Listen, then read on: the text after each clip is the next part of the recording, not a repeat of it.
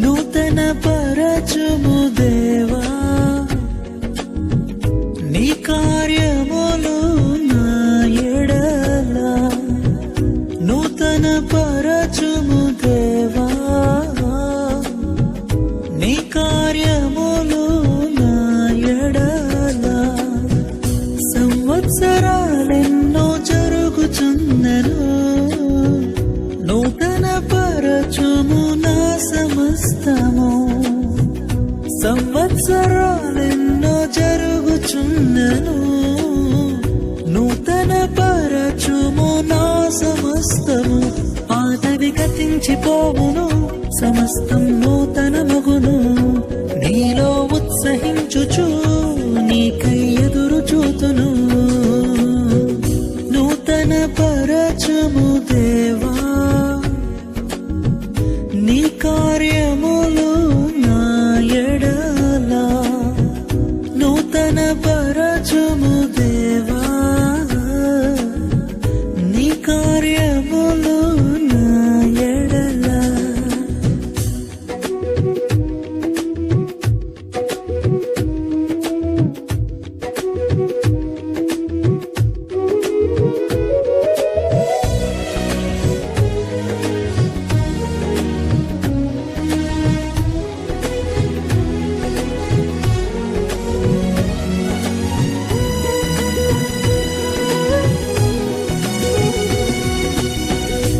శాశ్వతమైనది నీదు ప్రేమ ఎన్నడైనా మారనిది నీదు ప్రేమ శాశ్వతమైనది నీదు ప్రేమ ఎన్నడైనా మారనిది నీదు ప్రేమ దినములు గడచిన సంవత్సరాలెన్ని దొర్లినా నాయడ నీదు ప్రేమ నిత్యం నూతనమే దినములు గడచిన సంవత్సరాలెన్ని దొర్లినా నాయడ నీదు ప్రేమ నిత్యం నూతనమే పాతవి గతించిపోవును సమస్తం నూతనమగును నీలో ఉత్సహించుచు నీకై ఎదురు చూతును నూతన పరచుము దేవా నీ కార్యములు నా ఎడల నూతన పరచుము దేవా నీ కార్యములు నా ఎడల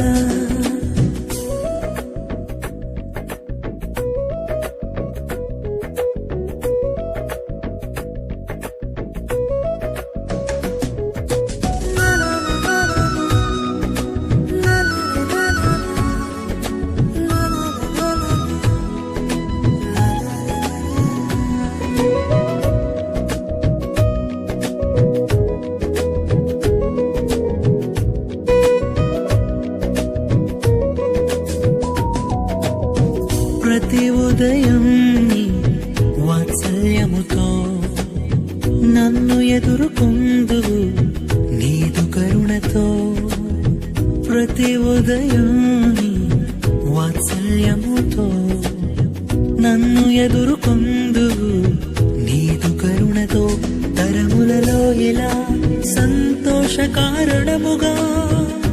నన్నిలా చేసినావు నీకే స్తోత్రము తరములలో ఇలా సంతోషకారణముగా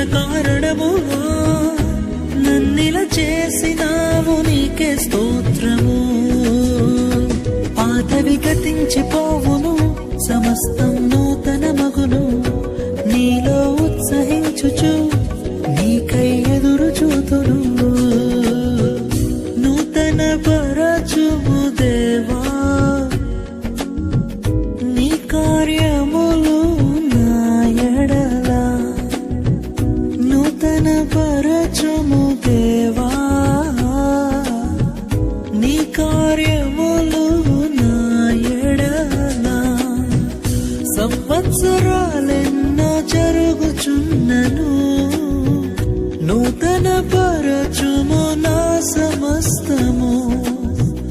సంవత్సరాలెన్నో జరుగుచున్నను నూతన పరచుము నా సమస్తము.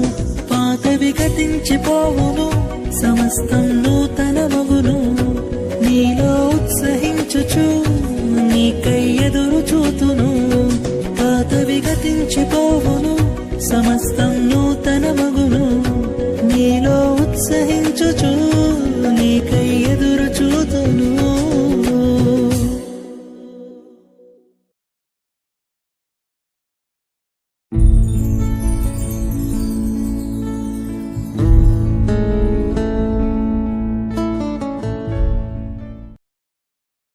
ప్రభువైన యేసుక్రీస్తు నామములో అందరికీ నా ప్రత్యేక వందనములు. కుటుంబ బలిపీఠము వాల్యూమ్ 4 జనవరి 6. మరియు చనిపోయిన వానిని పేరిట అతన్ని స్వాస్థ్యమును స్థిరపరిచినట్లును చనిపోయిన వారిని పేరు అతన్ని సహోదరులలో నుండియు అతని స్థలము యొక్క ద్వారములో నుండియు కుట్టివేయబడక యుండునట్లును నేను మహలోను భార్య అయిన రూతును మోయాబీయురాలిని సంపాదించుకొని పెండ్లి చేసుకొనుచున్నాను. దానికి మీరు ఈ దినమున సాక్షులై ఉన్నారని పెద్దలతోనూ ప్రజలందరితోనూ చెప్పెను. మొదటి ముద్ర 63:3-18. ఆయన ఆత్మ నుండి మానవుడైన తరువాత నటుడు తన పాత్రను మార్చినట్లు ఆయన కూడా కేవలం శరీరమనే మానవ వస్త్రము ధరించి